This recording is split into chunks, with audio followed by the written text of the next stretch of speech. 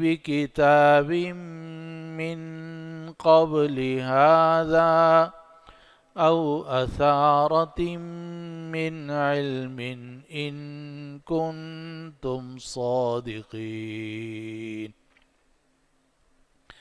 ومن أضل ممن يدعو من دون الله من لا يستجيب له إلى يوم القيامة وهم عن دعائهم غافلون. وإذا حشر الناس كانوا لهم أعداء وكانوا بعبادتهم كافرين. وإذا تتلى عليهم آياتنا بينات قال الذين كفروا للحق لما جاءهم هذا سحر مبين. أم يقولون افتراه قل إن افتريته فلا تملكون لي من الله شيئا هو أعلم بما تفيضون فيه كفى به شهيدا بيني وبينكم وهو الغفور الرحيم. قل ما كنت بدعا من الرسل وما أدري ما يفعل بي ولا بكم إن أتبع إلا ما يوحى إلي وما أنا إلا نذير مبين. قل أرأيتم إن كان من عند الله وكفرتم به وشهد شاهد من بني إسرائيل على مثله وشهد شاهد من بني إسرائيل على مثله فآمن واستكبرتم إن الله لا يهدي القوم الظالمين. خيرا ما سبقونا إليه وإذ لم يهتدوا به فسيقولون هذا إفك قديم. ومن قبله كتاب موسى إماما ورحمة وهذا كتاب مصدق لسانا عربيا لينذر الذين ظلموا وبشرى للمحسنين.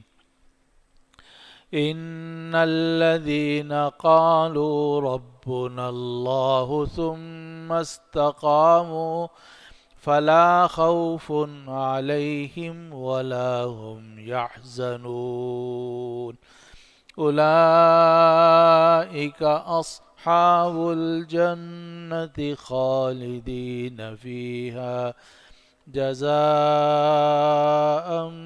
بما كانوا يعملون. آمنت بالله صدق الله العظيم.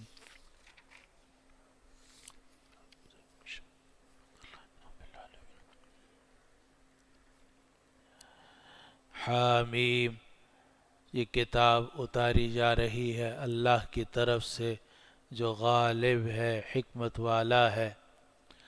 ہم نے آسمانوں اور زمین اور ان دونوں کے درمیان کی چیزوں کو حق کے ساتھ اور ایک طے شدہ مدت تک پیدا کیا ہے، اور جن لوگوں نے کفر کیا جب ان کو ڈرایا جاتا ہے تو وہ اس سے اعراض کرتے ہیں۔ آپ کہہ دیجئے تمہارا کیا خیال ہے جن کو تم اللہ کے سوا پکارتے ہو مجھے دکھاؤ انہوں نے زمین میں کیا چیز پیدا کی ہے، یا ان کے لیے آسمانوں کے اندر پیدائش میں شرکت ہے، اس سے پہلے کہ کوئی کتاب لے کر آؤ یا منقول علم لے کر آؤ اگر تم سچے ہو۔ اور اس شخص سے زیادہ کون گمراہ ہوگا جو اللہ کے سوا پکارتا ہے ایسی مخلوق کو جو اس کی پکار کا جواب نہیں دے سکیں گے قیامت کے دن تک، اور وہ تو ان کے پکارنے سے ہی غافل ہیں۔ اور جب لوگوں کو جمع کیا جائے گا تو جن کو پکارا جا رہا ہے وہ ان پکارنے والوں کے دشمن ہوں گے اور وہ ان کی عبادت کا انکار کریں گے۔ اور جب ان پر ہماری کھلی آیات تلاوت کی جاتی ہیں تو کافر لوگوں کے پاس جب حق پہنچتا ہے تو یہ کہتے ہیں کہ یہ کھلا جادو ہے۔ کیا یہ لوگ یہ کہتے ہیں کہ نبی نے قرآن خود گھڑ لیا ہے؟ اے نبی آپ کہہ دیجئے کہ اگر میں نے اس قرآن کو گھڑا ہے تو تم اللہ کے عذاب سے مجھے کچھ بھی نہیں بچا سکتے، اور اللہ خوب جانتا ہے جو کچھ تم باتیں بنا رہے ہو، اور اللہ میرے اور تمہارے درمیان بطور گواہ کافی ہے، اور وہ بخشنے والا ہے رحم کرنے والا ہے۔ آپ کہہ دیجئے کہ میں کوئی پیغمبروں میں سے نیا پیغمبر نہیں ہوں، اور مجھے نہیں معلوم کہ میرے ساتھ اور تمہارے ساتھ آگے کیا کیا جائے گا، اور بے شک میں تو نہیں پیروی کرتا مگر اس وحی کی جو میری طرف کی جاتی ہے، اور میں نہیں ہوں مگر واضح طور سے خبردار کرنے والا۔ اے نبی آپ کہہ دیجئے کہ تمہارا کیا خیال ہے کہ اگر یہ قرآن اللہ تعالیٰ کی طرف سے ہو اور تم اس کا انکار کرو، اور حال یہ ہے کہ بنو اسرائیل کی ایک گواہی دینے والے نے گواہی دی ہے اسی قرآن جیسی کتاب پر، اور وہ تو اس قرآن پر ایمان لے آیا اور تم نے تکبر کیا۔ بے شک اللہ ظالموں کو ہدایت نہیں دیتا۔ اور کافر لوگوں نے مومنوں سے کہا کہ اگر یہ دین بہتر ہوتا تو تم ہم سے سبقت نہیں لے جا سکتے تھے، اور جب یہ لوگ اس قرآن سے ہدایت حاصل نہیں کرتے تو یہ کہیں گے کہ یہ پرانا جھوٹ ہے، حالانکہ اس سے پہلے موسیٰ کی کتاب تھی جو ہدایت دینے والی اور سراپا رحمت تھی، اور یہ کتاب تصدیق کرنے والی ہے اور عربی زبان میں ہے تاکہ ان لوگوں کو ڈرائے جنہوں نے ظلم کیا، اور بشارت دے اچھا کام کرنے والوں کو۔ بے شک جن لوگوں نے کہا کہ ہمارا پروردگار اللہ ہے، پھر اس کے بعد انہوں نے اس پر استقامت اختیار کی تو نہ ان پر کوئی خوف ہوگا نہ وہ غمگین ہوں گے، اور وہ جنتی لوگ ہیں اس جنت میں ہمیشہ رہیں گے، اور انہیں یہ بدلہ دیا جائے گا ان نیک کاموں کا جو وہ کرتے تھے۔ یہ ہے ان آیات مبارکہ کا ترجمہ اور مفہوم جو آج کی مجلس میں تلاوت کی گئی ہیں، اور یہ سورۃ الاحقاف کی ابتدائی 14 آیات ہیں، پہلی آیت سے لے کر آیت نمبر 14 تک۔ اور یہ سورۃ الاحقاف ان 7 صورتوں میں سے آخری صورت ہے جن کو حوامیم السبع کہا جاتا ہے، کہ 7 صورتیں ہیں جو حامیم سے شروع ہوتی ہیں، اور یہ 7 صورتیں مسلسل ہیں، اور ہر صورت شروع ہوئی ہے حامیم سے۔ سب سے پہلی صورت حامیم المومن تھی، اور اس آخری 7ویں صورت یہ حامیم الاحقاف ہے، اور یہ 7 صورتیں حامیم سے شروع ہوئیں۔ ان کو حوامیم السبع بھی کہا جاتا ہے کہ یعنی وہ 7 صورتیں جو حامیم سے شروع ہوئیں، اور ان کو عرائس القرآن بھی کہا گیا ہے کہ یہ قرآن کی دلہنیں ہیں، یعنی بڑی خوبصورت صورتیں ہیں اپنے الفاظ اور معنی کے اعتبار سے۔ اس صورت کا نام احقاف ہے، اور احقاف حقف کی جمع ہے، اور حقف کہتے ہیں ریت کے لمبے تودے کو۔ لمبا سا ایک تودا ہو، یعنی ریت کا ٹیلا کہہ لیں آپ، ریت کا ٹیلا ہو تو اسے حقف کہا جاتا ہے۔ اور احقاف وہ علاقہ ہے کہ جہاں قوم عاد رہا کرتی تھی اور عاد کے لوگ وہاں زندگی گزارتے تھے، پھر ان پر عذاب آیا اور وہ پورا کا پور کی پوری قوم جو ہے وہ ریت کے اندر دھس گئی اور ہلاک ہو گئی۔ اور یہ احقاف کا علاقہ سعودی عرب کے الربع الخالی کے اندر ہے، جو سعودی عرب کے جنوب کا علاقہ ہے، اور یہ دنیا کا شاید سب سے بڑا یا دوسرے نمبر کا ریگستان ہے، کہ جو پوری دنیا کے میں نمبر 1 یا نمبر 2 ہے، اور صحرا ہے بالکل خالی، اور دور دور تک نہ کوئی آبادی ہے اور نہ کوئی اور علامت ہے، ریت ہی ریت ہے اور ریت کے تودے ہیں، اور وہ بھی حرکت کرتے رہتے ہیں، ہوائیں چلتی رہتی ہیں، تو نقشہ وہاں کا بدلتا رہتا ہے۔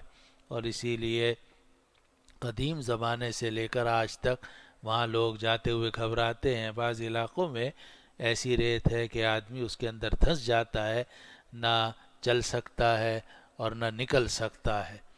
وہاں یہ جو الربع الخالی ہے، بڑا ریگستان، اس کا وہ علاقہ جو یمن اور عمان کے قریب لگتا ہے، تو وہ علاقہ قوم عاد کا علاقہ تھا، اور قوم عاد اس علاقے میں رہا کرتی تھی۔ اور اللہ سبحانہ و تعالی نے اس صورت کے اندر آگے ذکر کیا کہ اس انذر قومہ بالاحقاف، کہ قوم عاد کا ذکر کیجئے جب ان کے نبی نے انہیں ریتیلے علاقوں کے اندر اللہ کے عذاب سے ڈرایا۔ تو چونکہ اس صورت کے اندر احقاف کا لفظ آیا ہے، اس لیے صورت کا نام سورۃ الاحقاف رکھا گیا، اور یہ مکی صورت ہے، اور اس میں 35 آیتیں ہیں۔ سب سے پہلی آیت ہے حامیم، اور یہ وہی حروف مقطعات ہیں کہ جن کا معنی ہمیں معلوم نہیں ہے، لیکن جب حامیم ہم پڑھتے ہیں تو اس پر ہمیں پورا ثواب ملتا ہے، ہر حرف کے اوپر 10 نیکیاں لکھی جاتی ہیں۔ حامیم یہ اس کی پہلی آیت ہے، اور دوسری آیت ہے تنزیل الکتاب من اللہ العزیز الحکیم، کہ یہ کتاب نازل کی جا رہی ہے اللہ تعالیٰ کی طرف سے، جو اللہ کی طرف سے جو غالب ہے، حکمت والا ہے۔ کتاب نازل کی جا رہی ہے اللہ کی طرف سے جو غالب ہے، حکمت والا ہے۔ آیت نمبر 3 میں ارشاد ہے کہ ما خلقنا السماوات والارض وما بینہما الا بالحق واجل مسمى، کہ ہم نے آسمانوں کو اور زمینوں کو، اور آسمان اور زمین کے درمیان جتنی چیزیں ہیں، سیارے ہیں، ستارے ہیں، چاند ہے، سورج ہے، ان کو ہم نے ویسی بیکار پیدا نہیں کر دیا، ہم نے ان کو حق کے ساتھ پیدا کیا ہے، ایک خاص مقصد کے ساتھ پیدا کیا ہے۔ یہ بات ہے جو قرآن مجید نے کئی جگہ میں ارشاد فرمائی ہے کہ یہ کائنات اندھدھن پیدا نہیں ہو گئی، نہ اس کو اندھدھن پیدا کیا گیا ہے، بلکہ اس کی ایک ایک چیز جو ہے وہ پورے نظم و ضبط کے ساتھ پیدا کی گئی ہے۔ قرآن مجید نے سورۃ المومنون کے آخر میں فرمایا افحسبتم انما خلقناکم عبثا، کیا تم نے یہ خیال کر لیا ہے کہ تمہیں بیکار میں پیدا کر دیا گیا ہے، وَأَنَّكُمْ إِلَيْنَا لَا تُرْجَعُونَ، اور یہ کہ تم ہماری طرف واپس نہیں آؤ گے، کیا یہ سمجھتے ہو؟ نہیں، اللہ تعالیٰ نے یہ پوری کائنات بڑے نظم و ضبط سے پیدا کی ہے، اور بڑے اصولوں پر پیدا کی ہے، اور ہر چیز کے اس میں اصول وضع کیے گئے ہیں۔ انہی اصولوں کی تلاش کو سائنس کہا جاتا ہے۔ سائنسدان کیا کرتے ہیں؟ صرف وہ اصول تلاش کرنے کی کوشش کرتے ہیں جو اللہ سبحانہ و تعالی نے جن پر اس کائنات کو پیدا کیا یا کائنات کی چیزوں کو پیدا فرمایا ہے۔ تو اللہ سبحانہ و تعالی نے اس سورۃ الاحقاف کی آیت نمبر 3 میں یہ بات ارشاد فرمائی کہ جو آسمان ہم نے پیدا کیے، زمین پیدا کی، اور آسمانوں اور زمین کے درمیان کی جتنی مخلوقات پیدا کی، سب کو حق کے ساتھ پیدا کیا ہے، یعنی ایک خاص مقصد کے لیے پیدا کیا ہے۔ اور دوسری بات یہ ارشاد فرمائی کہ واجل مسمى، ان سب چیزوں کو ایک طے شدہ مدت تک کے لیے پیدا کیا گیا ہے۔ ایسا نہیں ہے کہ سورج اسی طرح چلتا رہے گا اور زمین اسی طرح چلتی رہے گی اور یہ سارا نظام بادلوں کا اور ہواؤں کا اور یہ سب اسی طرح چلتا رہے گا؟ نہیں، بس یہ ایک خاص وقت تک چل رہا ہے، جب اللہ تعالیٰ کا حکم آئے گا پورے نظام کو لپیٹ دیا جائے گا۔ تو فرمایا ما خلقنا السماوات والارض وما بینہما، ہم نے نہیں پیدا کیا آسمانوں کو اور زمین کو اور آسمانوں اور زمین کے درمیان کی چیزوں کو الا بالحق واجل مسمى، مگر حق کے ساتھ اور طے شدہ مدت کے ساتھ۔ حق کے ساتھ پیدا کیا ہے اور طے شدہ مدت کے ساتھ پیدا کیا ہے۔ ہر ایک چیز کی ایک مدت ہے، ہر آدمی ایک مدت لے کر آتا ہے۔ جو بھی چیز اس دنیا میں وجود میں آتی ہے وہ ایک طے شدہ مدت کے لیے ہوتی ہے۔ پرندہ وجود میں آتا ہے، جانور وجود میں آتے ہیں، مچھلیاں وجود میں آتی ہیں، ہر چیز ایک مدت تک یہاں رہتی ہے، پھر ختم ہو جاتی ہے اور واپس۔ تو اللہ تعالیٰ نے اس کائنات کے بارے میں فرمایا کہ جتنی یہ چیزیں ہم نے پیدا کی ہیں سب حق کے ساتھ پیدا کی ہیں، وَأَجَلٍ مُّسَمَّى، اور طے شدہ مدت کے لیے پیدا کی ہیں۔ آگے فرمایا وَالَّذِينَ كَفَرُوا عَمَّا أُنذِرُوا مُعْرِضُونَ، اور کافروں کو جس چیز سے خبردار کیا جاتا ہے اس سے وہ منہ موڑنے والے ہیں۔ یعنی کافروں کو یہ بات بتائی جاتی ہے کہ تم خود بخود پیدا نہیں ہوئے، تم نے اپنے والدین کا انتخاب خود نہیں کیا، تم نے اپنے پیدا ہونے کی جگہ کا انتخاب خود نہیں کیا، تم نے اپنے خاندان کا انتخاب خود نہیں کیا، اور جب تم یہاں سے جاؤ گے تو جانے کے وقت کا، جگہ کا، دن کا، موت کا انتخاب تم خود نہیں کرو گے، کسی نے بھیجا ہے اور وہی واپس بلاتا ہے۔ اب جب یہ بات کافروں کو سمجھائی جاتی ہے معرضون، تو وہ اس سے اپنا منہ موڑ لیتے ہیں۔ قرآن نے فرمایا والذین کفروا عما انذروا، اور جو کافر ہیں جن چیزوں سے ان کو خبردار کیا جاتا ہے معرضون، ان سے وہ اعراض کرنے والے ہیں، یعنی اپنا منہ موڑنے والے ہیں۔ جن چیزوں سے انہیں خبردار کیا جاتا ہے کہ دیکھو آگے موت آنے والی ہے، آگے تمہیں واپس جانا ہے، تمام اعمال کا حساب و کتاب دینا ہوگا، میدان محشر قائم ہوگا، اما الجنہ و اما النار، تو معرضون وہ اعراض کرتے ہیں۔ والذین کفروا عما انذروا معرضون، اور جو لوگ کافر ہیں وہ ان چیزوں سے جن سے انہیں خبردار کیا جاتا ہے اعراض کرنے والے ہیں، یعنی اعراض کرتے ہیں۔ آگے آیت نمبر 4 میں اللہ سبحانہ و تعالی نے ان مشرکین کو خطاب کیا اور یہ فرمایا کہ تم اللہ کے سوا کن کن چیزوں کو پکارتے ہو۔ اب اللہ کے سوا جن کو پکارا جاتا ہے تو وہ بھی مختلف صورتیں ہوتی ہیں۔ بعض تو پکارتے ہیں دیوتاؤں کو اور بتوں کو۔ اب ظاہر ہے کہ بت تو خود ہی ہاتھ سے بنائے، پیتل سے بنائے، سونے اور چاندی سے بنائے، اور خود ہی اس کی شکل ایک طے کر دی اور خود ہی اس کے سامنے اس کو سجدہ کرنے لگے اور انہیں پوجنے لگے، تو یہ ان کو معبود قرار دیتے ہیں۔ بعض اوقات ایسا ہوتا ہے کہ دنیا سے جو کوئی آدمی بزرگ چلے گئے تھے ان کی کوئی شکل تیار کر لی جاتی ہے اور ان کی پرستش کی جاتی ہے، ان کو پکارا جاتا ہے۔ اور بعض اوقات ایک خیالی کوئی تصور کر لیا جاتا ہے کسی انسان کا اور اس کو پکارا جاتا ہے۔ تو اللہ سبحانہ و تعالی نے ان سب معبودان باطل کے بارے میں فرمایا قل ارأیتم ما تدعون من دون اللہ، اے نبی آپ کہہ دیجئے کہ تمہارا کیا خیال ہے جن کو تم اللہ کے سوا پکارتے ہو، جن بتوں کو تم اللہ کے سوا پکارتے ہو، جن شخصیتوں کو تم اللہ کے سوا پکارتے ہو، ارونی مجھے ذرا دکھاؤ، ماذا خلقوا من الارض انہوں نے زمین میں کیا پیدا کیا ہے، ام لہم شرک فی السماوات کیا آسمان میں ان کی شرکت ہے۔ جن بتوں کو تم پکارتے ہو، جن شخصیتوں کو تم اللہ کے سوا پکارتے ہو، انہوں نے زمین میں کیا پیدا کیا ہے، اور کیا آسمان میں اللہ کے ساتھ وہ کوئی شریک ہیں خدائی کے اندر۔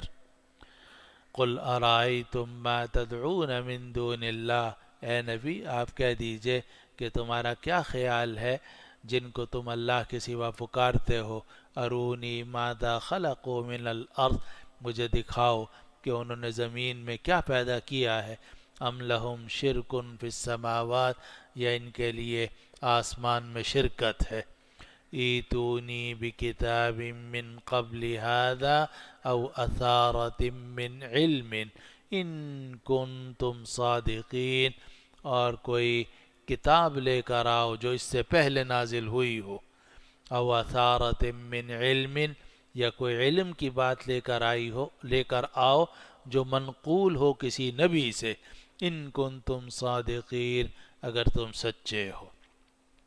یہاں اللہ سبحانہ و تعالی نے انہیں یہ کہا ہے کہ یہ جو تم شرک کی بات کرتے ہو اور یہ سمجھتے ہو کہ ہم شرک درست کر رہے ہیں، اور اللہ تعالیٰ نے اپنے کچھ اختیارات اپنے بندوں کے سپرد کر دیے ہیں، یا دیوتاؤں کے سپرد کر دیے ہیں، یا دیویوں کے سپرد کر دیے ہیں، نعوذ باللہ من ذالک، تو یہ تم کہاں سے کہہ رہے ہو؟ کیا اللہ نے اس کے بارے میں کوئی کتاب نازل کی تھی، یا کسی نبی نے تمہیں یہ بات سمجھائی تھی؟ جب نہ اللہ تعالیٰ کی کوئی کتاب اس بارے میں نازل ہوئی، نہ کبھی کسی نبی نے شرک کی کوئی بات کی ہے، تو تم کیسے یہ شرک کی دعوت دیتے ہو؟ اور یہاں قرآن مجید نے دو چیزیں ذکر کی، اور یہ فرمایا قل ارائیتم، نہیں، ایتونی بکتاب من قبل ھذا، کہ تم اس سے پہلے کی کوئی کتاب لے کر آؤ۔ تو کتاب سے مراد ہے وہ کتاب جو اللہ تعالیٰ نے آسمان سے نازل کی ہو، او اثارت من علم، یا ایسا علم جو منتقل ہوتا چلا آ رہا ہو، یعنی منقول ہو، اور اس سے مراد ہے انبیاء کرام علیہم السلام کی تعلیمات۔ اور اللہ تعالیٰ کے اس ارشاد سے یہ بات معلوم ہوئی کہ حجت دو چیزیں ہیں، ایک تو کتاب اللہ ہے جو اللہ تعالیٰ نے نازل کی ہو، یا علم کی بات ہے جو کسی نبی علیہ السلام سے منقول ہو، جسے ہم کہتے ہیں قرآن اور سنت۔ قرآن حجت ہے یا سنت حجت ہے؟ ہر دور کے اندر صرف دو ہی چیزیں حجت ہوتی ہیں، یا تو کتاب اللہ حجت ہوتی ہے جو اللہ تعالیٰ نے آسمان سے نازل کی ہو، یا نبی کی بات حجت ہوتی ہے جو سند صحیح کے ساتھ منقول ہو، جو سند صحیح کے ساتھ منقول ہو۔ تو اللہ تعالیٰ نے اس آیت میں بڑی خوبصورتی کے ساتھ یہ دو باتیں ارشاد فرمائیں، اور یہ فرمایا کہ ایتونی بکتاب من قبل ھذا، کہ اس سے پہلے کی کوئی کتاب لا کے دکھاؤ، او اثارت من علم، یا علم کی کوئی ایسی بات دکھاؤ جو منقول ہوتی چلی آ رہی ہو، یعنی سند صحیح سے ثابت ہو، ان کنتم صادقین، اگر تم سچے ہو۔ اور ظاہر ہے کہ اللہ تعالیٰ نے جتنی کتابیں نازل کی ہیں سب کے سب توحید کی دعوت دیتی ہیں، شرک سے روکتی ہیں۔ اس طرح جتنے انبیاء کرام علیہ السلام اس دنیا میں تشریف لائے، ان کی جتنی تعلیمات سند صحیح سے ثابت ہیں، ساری کی ساری توحید پر مبنی ہیں اور شرک سے روکنے والی ہیں۔ تو یہ جو تم شرک کی بات کرتے ہو، یہ نہ کتاب اللہ سے ثابت ہے، نہ کسی نبی علیہ السلام سے یہ علم منقول ہے۔ ایتونی بکتاب من قبل ھذا، تم اس سے پہلے کی کوئی کتاب لے کر آؤ، او اثارت من علم، یا علم کی کوئی منقول بات لے کر آؤ، ان کنتم صادقین، اگر تم سچے ہو۔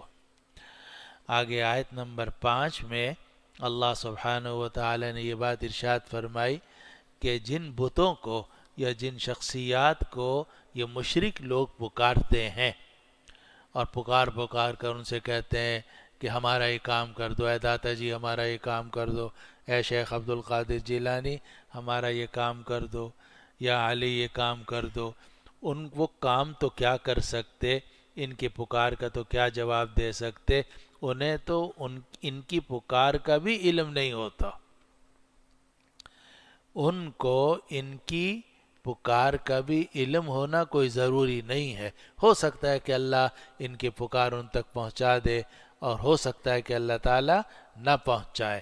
اگر وہ بت ہیں تب تو ظاہر ہے پہنچنے کا کوئی سوال ہی نہیں ہے، اور اگر وہ مقدس شخصیات ہیں، جنتی ہیں، تو بھی کوئی گارنٹی نہیں ہے کہ ان تک وہ بات پہنچی ہے اور اللہ نے ان تک پہنچائی ہے، کوئی اس کی گارنٹی نہیں ہے۔ اس کو اللہ سبحانہ و تعالی نے فرمایا وَمَنْ أَضَلُّ مِمَّنْ يَدْعُو مِن دُونِ اللَّهِ، اس شخص سے بڑھ کے کون گمراہ ہوگا جو اللہ کے سوا دوسروں کو پکارتا ہو، مَن لَا يَسْتَجِيبُ لَهُ إِلَى يَوْمِ الْقِيَامَةِ، اور ایسے لوگوں کو پکارتا ہو کہ جو اس کی پکار کا جواب نہیں دے سکیں گے قیامت کے دن تک، جو ان کی پکار کا جواب نہیں دے سکتے قیامت کے دن تک۔ وَهُمْ عَنْ دُعَائِهِمْ غَافِلُونَ، بلکہ حال یہ ہے کہ وہ لوگ ان کے پکارنے سے غافل ہیں، وہ ان کے پکارنے سے غافل ہیں۔ تو یا تو ان کو اطلاع ہی نہیں ہوتی، اور اگر اطلاع ہوتی بھی ہو بالفرض و تقدیر تو وہ ان کی پکار کا جواب نہیں دے سکتے، ان کے اختیار میں کچھ بھی نہیں ہے، جو کچھ ہے اللہ سبحانہ و تعالیٰ کے اختیار میں ہے۔ تو فرمایا وَمَنْ أَضَلُّ مِمَّنْ يَدْعُو مِن دُونِ اللَّهِ، اس سے زیادہ کون گمراہ ہوگا جو اللہ کو چھوڑ کر دوسروں کو پکارے، مَن لَا يَسْتَجِيبُ لَهُ إِلَى يَوْمِ الْقِيَامَةِ، اور ان لوگوں کو پکارے کہ جو اس کی پکار کا جواب نہیں دے سکیں گے قیامت کے دن تک۔ وَهُمْ عَنْ دُعَائِهِمْ غَافِلُونَ، اور حال یہ ہے کہ وہ ان کے پکارنے سے غافل ہیں۔ وَإِذَا حُشِرَ النَّاسُ كَانُوا لَهُمْ أَعْدَاءً وَكَانُوا بِعِبَادَتِهِمْ كَافِرِينَ۔ آیت نمبر 6 میں یہ بات ارشاد فرمائی گئی کہ جب میدان محشر میں سب جمع ہوں گے تو اس وقت میں یہ مشرک جن جن کو پکارتے تھے تو وہ جو لوگ تھے جن کو پکارا جاتا تھا وہ صاف انکار کر دیں گے کہ ہم نے ان کو نہیں کہا تھا کہ یہ ہماری عبادت کریں، ہم ان کی گمراہی کے ذمہ دار نہیں ہیں، یہ اگر ہمیں پکارتے تھے تو یہ خود شرک میں مبتلا تھے، ہم نے ان کو نہیں کہا تھا۔ قرآن کہتا ہے وَإِذَا حُشِرَ النَّاسُ كَانُوا لَهُمْ أَعْدَاءً، اور جب لوگوں کو محشر میں جمع کیا جائے گا، كَانُوا لَهُمْ أَعْدَاءً، تو جن کو پکارا جا رہا ہے وہ ان پکارنے والوں کے دشمن ہوں گے، وَكَانُوا بِعِبَادَتِهِمْ كَافِرِينَ، اور وہ ان کی عبادت کا انکار کریں گے کہ ہم ان کی عبادت پر راضی نہیں تھے، ہم نے ان کو عبادت کا حکم نہیں دیا تھا۔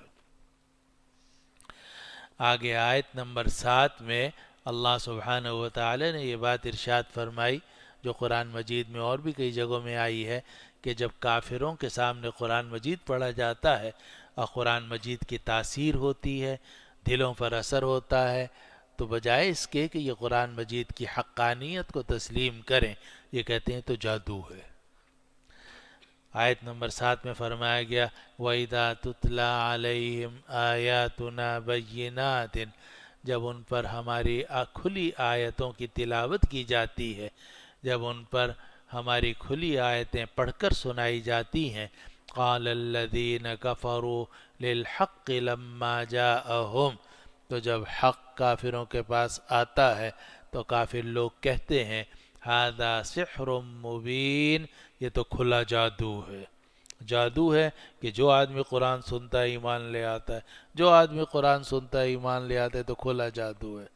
حالانکہ قرآن جادو تھوڑا ہی ہے، تو اللہ کا کلام ہے، اللہ کے کلام کا دلوں پر اثر ہوتا ہے۔ آگے آیت نمبر 8 میں ایک اور بات کافروں کی نقل کی اللہ سبحانہ و تعالی نے، اور وہ یہ کہ کافر کبھی تو یہ کہتے تھے کہ یہ جادو ہے، اور کبھی یہ کہتے تھے کہ محمد مصطفیٰ صلی اللہ علیہ وسلم نے قرآن خود بنا لیا ہے، گھڑ لیا ہے، اور یہ کوئی اللہ تعالیٰ کی نازل کردہ کتاب نہیں ہے۔ تو اللہ سبحانہ و تعالی نے ان کی بات نقل کی کہ ام یقولون افترا، آیت نمبر 8 میں نقل کی اور فرمایا ام یقولون افترا، کیا یہ لوگ کہتے ہیں کہ رسول نے یہ قرآن خود بنا لیا ہے؟ قل ان افتریتہ فلا تملکون لی من اللہ شیئا، آپ کہہ دیجئے کہ اگر میں نے یہ قرآن خود بنایا ہو تو تم اللہ کے عذاب سے مجھے کچھ بھی نہیں بچا سکتے۔ مقصد یہ تھا کہ دنیا میں اگر کوئی انسان کسی دوسرے انسان پر جھوٹ بولے تو جس پر جھوٹ بولا گیا ہے وہ کھڑا ہو جاتا ہے اور کہتا ہے یہ بالکل جھوٹ کہہ رہا ہے، میں نے اس کو نہیں کہا تھا۔ جب کوئی آدمی اللہ تعالیٰ کی طرف جھوٹ کو منسوب کرے، نعوذ باللہ، خود کوئی کلام بنا لے اور پھر اللہ تعالیٰ کی طرف منسوب کرے، اللہ تعالیٰ اس کو کیسے چھوڑ سکتا ہے؟ اور یہ بات سورۃ الحاقہ میں بھی اللہ تعالیٰ نے ارشاد فرمائی ہے کہ وَلَوْ تَقَوَّلَ عَلَيْنَا بَعْضَ الْأَقَاوِيلِ لَأَخَذْنَا مِنْهُ بِالْيَمِينِ ثُمَّ لَقَطَعْنَا مِنْهُ الْوَتِينَ، کہ اگر نبی ہمارے خلاف اپنی طرف سے کوئی بات گھڑ کے بیان کرے گا، ہم اس کا دایاں ہاتھ پکڑ لیں گے، اس کی شہرک کاٹ دیں گے۔ اتنا سخت جملہ اللہ تعالیٰ نے سورۃ الحاقہ میں ارشاد فرمایا کہ وَلَوْ تَقَوَّلَ عَلَيْنَا بَعْضَ الْأَقَاوِيلِ، اگر یہ نبی ہمارے خلاف بعض باتیں گھڑ کر بیان کرے گا، لَأَخَذْنَا مِنْهُ بِالْيَمِينِ، تو ہم اس کا دایاں ہاتھ پکڑ لیں گے، ثُمَّ لَقَطَعْنَا مِنْهُ الْوَتِينَ، پھر ہم اس کی شہرک کاٹ دیں گے، فَمَا مِنْكُمْ مِنْ أَحَدٍ عَنْهُ حَاجِزِينَ، اور تم میں سے کوئی رسول کو بچا بھی نہیں سکتا۔ تو اگر کوئی آدمی اللہ تعالیٰ پر جھوٹ بولتا ہے اور خود کلام گھڑ کے، خود کوئی بات گھڑ کر کلام بنا کر اللہ تعالیٰ کی طرف منسوب کرتا ہے تو اللہ تعالیٰ اس کو کیسے چھوڑے گا؟ ایک آدمی دوسرے آدمی کو نہیں چھوڑتا، اللہ تعالیٰ اس جھوٹ کی سزا اس کو ضرور دے گا۔ اور یہی بات اللہ تعالیٰ نے یہاں ارشاد فرمایا کہ ہم یقولون افطرا، کیا یہ لوگ کہتے ہیں کہ رسول نے قرآن گھڑ لیا ہے؟ قل، اے نبی آپ کہہ دیجئے، ان افتریتہ، اگر میں نے یہ قرآن گھڑا ہوتا، فلا تملکون لی من اللہ شیئا، تو تم اللہ کے عذاب سے مجھے کچھ بھی نہیں بچا سکتے تھے۔ اللہ کے مقابلے میں تم کسی چیز کے میرے لیے مالک نہیں ہو سکتے تھے، یعنی مجھے اللہ کے عذاب سے نہیں بچا سکتے تھے۔ هو اعلم بما تفیضون فی، میرا اللہ خوب جانتا ہے وہ باتیں جو تم کر رہے ہو۔ کفا بہ شہیدا بینی و بینکم، میرے اور تمہارے درمیان اللہ ہی گواہی کے لیے کافی ہے۔ جو کچھ تم باتیں کر رہے ہو، مجھ پر الزام لگا رہے ہو کہ میں نے قرآن مجید کھڑا ہے، تو اللہ گواہ ہے کہ میں نے یہ نہیں کیا، اور اگر میں نے کیا ہوتا تو اللہ تعالیٰ مجھے اس کی سزا دیتا اور تم مجھے اللہ کے عذاب سے نہ بچا سکتے۔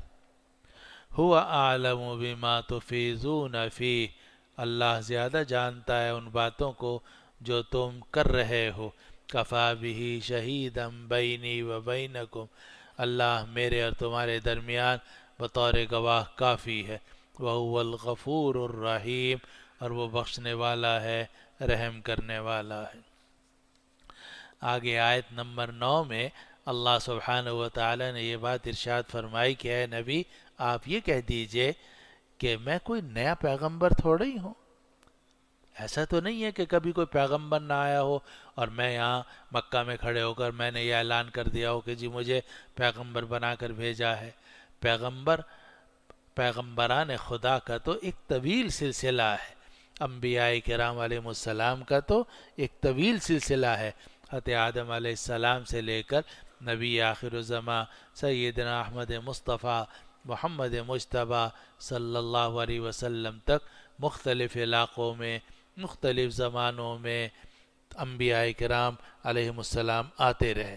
حضرت آدم علیہ السلام، حضرت ادریس علیہ السلام، حضرت نوح علیہ السلام، حضرت ہود علیہ السلام، حضرت صالح علیہ السلام، سیدنا موسیٰ علیہ السلام، حضرت اسحاق، سب ایک سلسلہ ہے طویل جو چلا آ رہا ہے، یہاں تک کہ بعض روایات سے معلوم ہوتا ہے کہ 1,24,000 انبیاء کرام علیہ السلام آئے۔ اور یہی وجہ ہے کہ جو اصول ہیں وہ انبیاء کرام علیہ السلام نے ایسے بٹھا دیے ہیں کہ کسی کے ذہن سے نکل نہیں سکتے وہ۔ اب دنیا میں زیادہ تر جھوٹ بولا جاتا ہے جی، سچ بولنے والے کم ہیں، لیکن پوری دنیا متفق ہے کہ سچ اچھی بات ہے، جھوٹ بری چیز ہے۔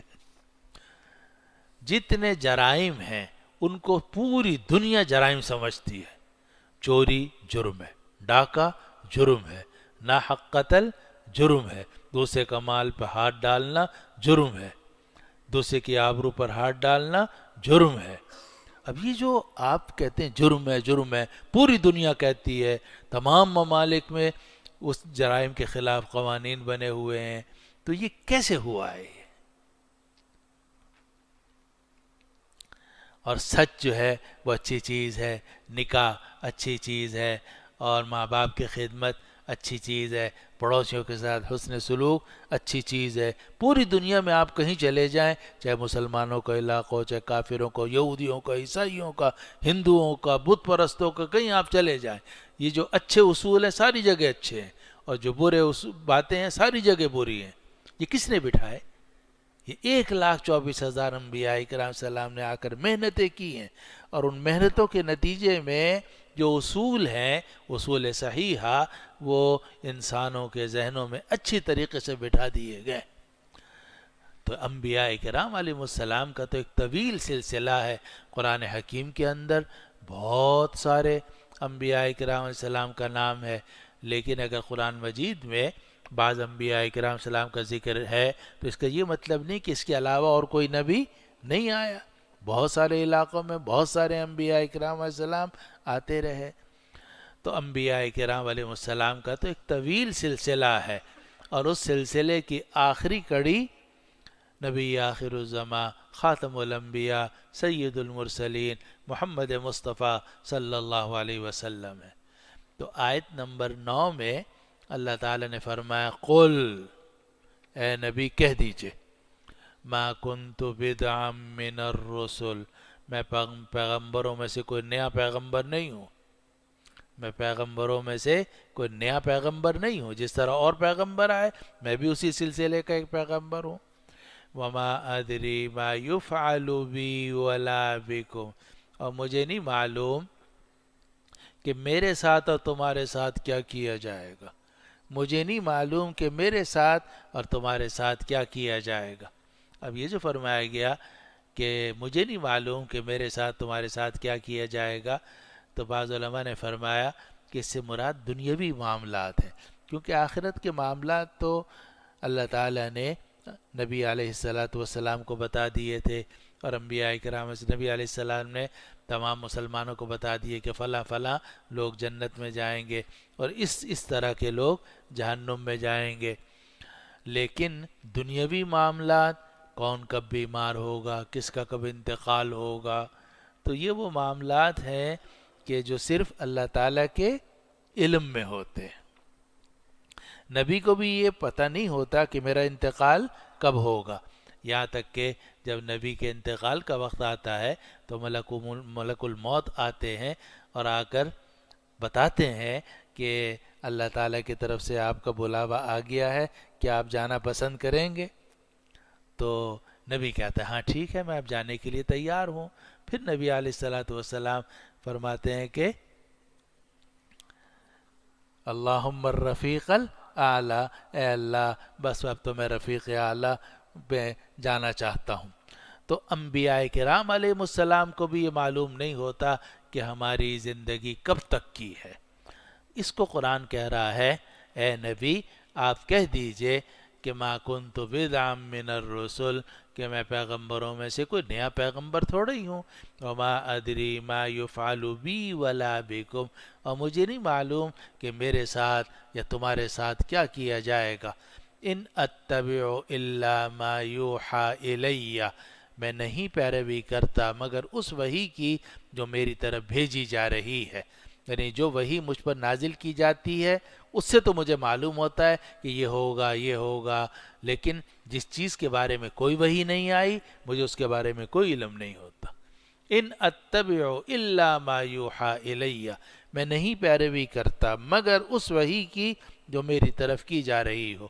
وما انا الا نذیر مبین، اور میں نہیں ہوں مگر واضح طریقے سے ڈرانے والا، واضح طریقے سے خبردار کرنے والا. میں واضح طریقے سے تمہیں بتا رہا ہوں کہ تم مرو گے، آگے اللہ تعالیٰ کے یہاں حاضری ہوگی، تمہیں اپنے اعمال کا حساب و کتاب دینا ہوگا. ان اتبع الا ما یوحى الی، میں نہیں پیروی کرتا ہوں مگر اس وحی کی جو میری طرف کی جائے گی. وما انا الا نذیر مبین، اور میں نہیں ہوں مگر واضح طریقے سے خبردار کرنے والا. آگے آیت نمبر 10 میں اللہ سبحانہ و تعالی نے یہ بات ارشاد فرمائی کہ یہ قرآن اللہ تعالیٰ کی طرف سے نازل کیا گیا ہے، اور بنو اسرائیل کے لوگوں نے بھی اس کی گواہی دی ہے.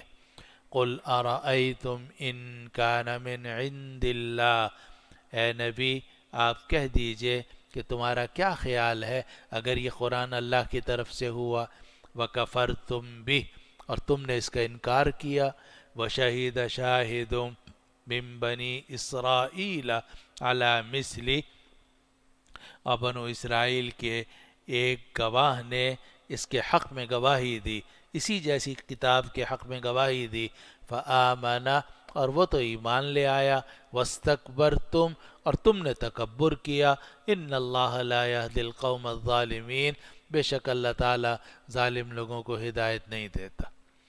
اور بہت سارے علماء نے اس کی تفسیر میں یہ بات ارشاد فرمائی کہ اس سے مراد حضرت عبداللہ ابن سلام رضی اللہ عنہ ہیں، جو یہود کے بڑے عالم تھے، اور وہ مدینہ منورہ اسی خیال سے آئے تھے کیونکہ ان کو پتہ تھا، اور انہوں نے پرانی کتابوں میں یہ بات پڑھی تھی کہ نبی آخر الزماں اس علاقے کے اندر ظاہر ہوں گے.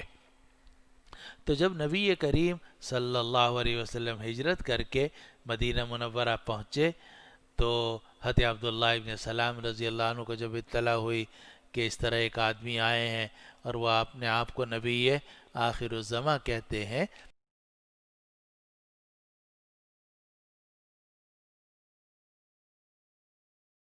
عرفت ان وجہہ لیس بوجہ کذاب، تو میں نے پہچان لیا کہ یہ چہرہ کسی جھوٹے کا چہرہ نہیں ہو سکتا. یہ چہرہ مبارک کسی جھوٹے کا چہرہ نہیں ہو سکتا. چنانچہ حضرت عبداللہ ابن سلام رضی اللہ عنہ مسلمان ہو گئے تھے، بلکہ جب ان کے مسلمان ہونے کا واقعے میں یہ بات بھی شامل ہے کہ جب وہ مسلمان ہوئے تو یہود میں ان کا بڑا مقام تھا. حضرت عبداللہ ابن سلام رضی اللہ، لیکن یہودی جو ہیں ان لگانے والے لوگ ہیں، تو میرے اسلام لانے سے پہلے، میرے اسلام کے اعلان کرنے سے پہلے آپ یہود کو بلا کے میرے بارے میں پوچھئے کہ عبداللہ ابن سلام جو ہے وہ کیسا آدمی ہے. آپ نے فرمایا ٹھیک ہے. چنانچہ یہودیوں کو بلایا گیا، یہودی آ گئے. حضرت عبداللہ ابن سلام پردے کے پیچھے چلے گئے. جب یہودی آئے تو نبی کریم صلی اللہ علیہ وسلم نے ان سے پوچھا کہ بھئی تمہارے ہاں ایک عبداللہ ابن سلام ہے، وہ کیسے آدمی ہے؟ تو کہنے لگے خیرنا وابن خیرنا، وہ تو ہم میں سب سے بہتر ہیں، اور جو ہم میں سب سے بہترین آدمی تھے اس کے بیٹے ہیں وہ، یعنی خود بھی عالم، ان کے باپ بھی بڑے عالم، اور ہم میں سب سے بہتر ہیں. جب انہوں نے اقرار کر لیا، حضرت عبداللہ ابن سلام رضی اللہ عنہ پردے کے پیچھے سے باہر آ گئے اور کہا اشہد ان لا الہ الا اللہ و اشہد ان محمد الرسول اللہ، اعلان کر دیا اسلام کا. وہی یہودی جو سامنے بیٹھے ہوئے تھے کہنے لگے شرنا وابن شرنا، یہ ہم میں سب سے بدتر ہیں اور ہم میں سے سب سے بدتر آدمی کے بیٹے ہیں. تو حضرت عبداللہ ابن سلام رضی اللہ عنہ نے فرمایا یا رسول اللہ، یہ دیکھیے ان لوگوں کا کیا حال ہے، ابھی میرے بارے میں کہہ رہے تھے کہ خیرنا وابن خیرنا، اور اب کہتے ہیں شرنا وابن شرنا. تو عبداللہ ابن سلام رضی اللہ عنہ اور بھی اسی طرح اور بھی کچھ یہودی عالم تھے جو مسلمان ہوئے. تو اللہ سبحانہ و تعالی نے یہ سورۃ الاحقاف کی 10ویں آیت میں ان جیسے حضرات کا ذکر کیا اور کہا اے مشرکو تمہارا کیا خیال ہے اگر یہ قرآن اللہ تعالیٰ کی طرف سے نازل کیا گیا ہے، تم تو اس کا انکار کر رہے ہو، اور بنو اسرائیل کے جو گواہی دینے والے لوگ ہیں وہ اس کی گواہی دے رہے ہیں، اس پر ایمان لا رہے ہیں، تم تکبر کر رہے ہو. تو فرمایا قل ارأیتم ان کان من عند اللہ وکفرتم بہ، تمہارا آپ کہہ دیجئے کہ تمہارا کیا خیال ہے اگر یہ قرآن اللہ تعالیٰ کی طرف سے ہو اور تم اس کا انکار کرو. وَشَهِدَ شَاهِدٌ مِّن بَنِي إِسْرَائِيلَ عَلَى مِثْلِهِ، اور بنو اسرائیل کے ایک گواہی دینے والے نے گواہی دی اس قرآن جیسی کتاب پر. قرآن جیسی کتاب سے مراد ہے تورات. فآمن، پھر اس قرآن پر بھی ایمان لے آیا. وَاسْتَكْبَرْتُمْ بِهِ، اور تم نے اس قرآن کے ساتھ تکبر کیا. وَاسْتَكْبَرْتُمْ، تم نے اس قرآن کے ساتھ تکبر کیا. ان اللہ لا يهدي القوم الظالمین، بے شک اللہ تعالی ظالم لوگوں کو ہدایت نہیں دیتا. آگے آیت نمبر 11 میں اللہ سبحانہ و تعالی نے یہ بات ارشاد فرمائی کہ یہ جو مشرکین مکہ ہیں یہ مسلمانوں کو حقیر سمجھتے ہیں اور یہ کہتے ہیں کہ تم تو کم درجے کے لوگ ہو، تم نے اسلام قبول کر لیا، لیکن ہم تو سردار ہیں، مالدار ہیں، اور اگر یہ اسلام کوئی اچھی چیز ہوتا تو ہم سب سے پہلے ہم قبول کرتے، لیکن اسلام قبول کرنے والے تو زیادہ تر غریب، فقیر اور کمزور طبقات کے لوگ ہیں. اور اسی سے معلوم ہوتا ہے کہ اسلام سب سے زیادہ کمزور طبقوں کی نمائندگی کرتا ہے اور کمزور لوگوں کے حقوق دلواتا ہے. اسی لیے اسلام لانے والے جو تھے اکثر عورتیں تھیں، اکثر بچے تھے، اور اکثر جو ہے غریب اور کمزور طبقات کے لوگ تھے جن کو ضعفاء کہا گیا ہے بعض روایات کے اندر، شرفاؤہم ام ضعفاؤہم. تو اسلام چونکہ پسے ہوئے مظلوم طبقات کی مدد کے لیے نازل ہوتا ہے، ان کو حقوق دلواتا ہے. اس لیے جو ایمان لانے والے تھے شروع میں کمزور طبقے کے لوگ تھے، غلام ہیں، باندیاں ہیں، عورتیں ہیں، بچے ہیں، وہ دیکھتے تھے کہ اس دین کے اندر امن ہے، ایمان ہے، حقوق کی ادائیگی ہے، وہ ایمان لاتے تھے. اور جو بڑے بڑے سیٹھ، ظالم، جابر لوگ تھے وہ ایمان نہیں لائے. تو انہوں نے ان غریب اور کمزور لوگوں کو دیکھ کر کیا کہا؟ قرآن نے اس کو نقل کیا ہے. قرآن کہتا ہے وَقَالَ الَّذِينَ كَفَرُوا لِلَّذِينَ آمَنُوا لَوْ كَانَ خَيْرًا مَا سَبَقُونَا إِلَيْهِ، اور کافر لوگوں نے ایمان لانے والوں سے کہا لَوْ كَانَ خَيْرًا، اگر یہ دین بہتر ہوتا، ما سبقونا الیہ، تو تم اس دین کی طرف ہم سے آگے نہ بڑھتے، ہم سے پہلے تم نہ جاتے. اور چونکہ تم پہلے چلے گئے اور کمزور لوگوں نے دین قبول کر لیا تو یہ بڑے لوگ سمجھتے ہیں کہ اس دین میں خیر نہیں ہے. نعوذ باللہ. وَإِذْ لَمْ يَهْتَدُوا بِهِ فَسَيَقُولُونَ هَذَا إِفْكٌ قَدِيمٌ، اور جب ان لوگوں نے قرآن مجید سے ہدایت حاصل نہیں کی تو وہ یہ کہیں گے کہ یہ پرانا جھوٹ ہے. یہ پرانا جھوٹ ہے، یعنی جس طرح پرانے انبیاء کرام علیہ السلام آتے رہے اور قیامت کی بات کرتے رہے، تو یہ وہی پرانا جھوٹ ہے جو بیان کیا جا رہا ہے.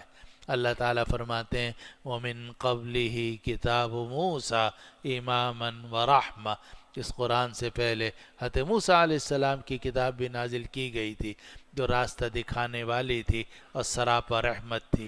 وَهَذَا كِتَابٌ مُصَدِّقٌ، اور یہ قرآن ایسی کتاب ہے جو تورات کی تصدیق کرنے والا ہے. لسانًا عربیًا، عربی زبان میں ہے. لِيُنذِرَ الَّذِينَ ظَلَمُوا، تاکہ ظالموں کو خبردار کر دے، ظالموں کو ڈرائے. وَبُشْرَى لِلْمُحْسِنِينَ، اور اس قرآن میں بشارت ہے ان لوگوں کے لیے جو اچھا کام کرنے والے ہیں. اب وہ اچھا کام کرنے والے کون لوگ ہیں؟ آیت نمبر 13 اور 14 میں اللہ سبحانہ و تعالی نے ان اچھا کام کرنے والوں کا ذکر کیا اور فرمایا کہ ان الذین قالوا ربنا اللہ، بے شک جن لوگوں نے کہا کہ ہمارا پروردگار اللہ ہے، ثم استقاموا، پھر انہوں نے اس ایمان پر استقامت اختیار کی، یعنی اس ایمان پر جم گئے. فلا خوف علیہم ولا هم یحزنون، تو ان پر نہ خوف ہوگا نہ وہ غمگین ہوں گے. اولئک اصحاب الجنت خالدین فیہا، اور وہی جنتی ہیں، اب وہ جنت میں ہمیشہ رہیں گے. جزاء بما كانوا یعملون، ان کو بدلہ دیا جائے گا ان نیک کاموں کا جو وہ کرتے تھے. تو گویا اللہ تعالیٰ نے شروع کی 12 آیات کے اندر کافروں کی باتیں ذکر کی ہیں کہ کافروں نے کیا کیا باتیں کہیں، اور پھر 12ویں آیت کے آخر میں یہ بات ارشاد فرمائی کہ یہ قرآن جو ہے یہ بشارت ہے محسنین کے لیے، اچھا کام کرنے والوں کے لیے. اور پھر آیت نمبر 13 اور 14 میں اللہ تعالیٰ نے اہل جنت کا ذکر کیا. ترجمہ دوبارہ سن لیجئے ان 14 آیات کا. حامیم، یہ کتاب نازل کی جا رہی ہے اللہ کی طرف سے جو غالب ہے، حکمت والا ہے. ہم نے آسمانوں کو اور زمین کو اور ان کے درمیان کی چیزوں کو نہیں پیدا کیا مگر حق کے ساتھ اور ایک طے شدہ مدت تک. اور جو کفر کرنے والے ہیں، جن چیزوں سے ان کو خبردار کیا جا رہا ہے وہ اس سے منہ موڑتے ہیں. اے نبی آپ کہہ دیجئے کہ تمہارا کیا خیال ہے اللہ کے سوا جن کو تم پکارتے ہو، مجھے دکھاؤ کہ انہوں نے زمین میں کیا چیز پیدا کی ہے، یا ان کے لیے آسمانوں کے اندر شرکت ہے. اس سے پہلے کہ کوئی کتاب لے کر آؤ یا ایسا علم لے کر آؤ جو منقول ہو اگر تم سچے ہو.